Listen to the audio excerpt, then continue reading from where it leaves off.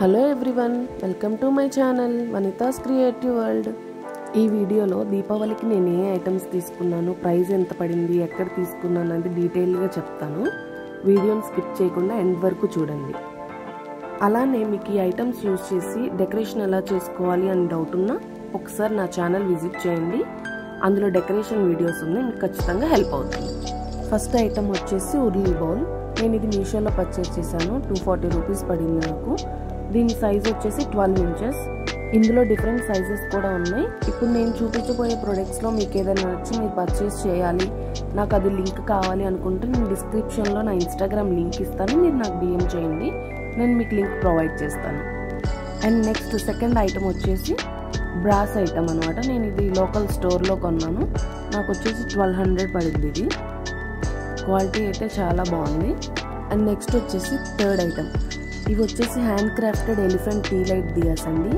అసలు నిజంగా చాలా అంటే చాలా బాగున్నాయి ఇవి వచ్చేసి నేను మీషోలోనే పర్చేస్ చేశాను.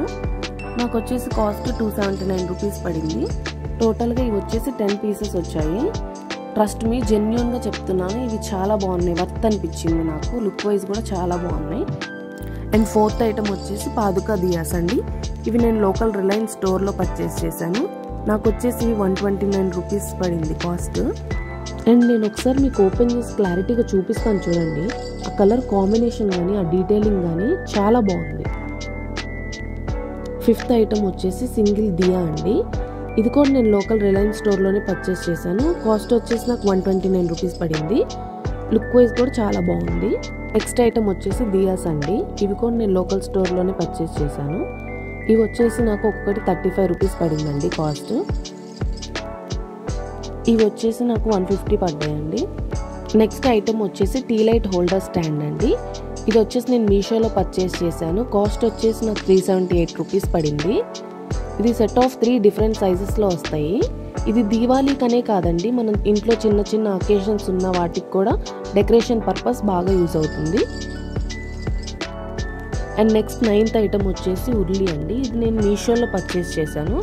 ఇది నాకు కాస్ట్ వచ్చేసి 150 రూపీస్ పడింది. లాస్ట్ అండ్ ఫైనల్ ఐటమ్ అండి, Ganesh ji candle holder show piece అండి.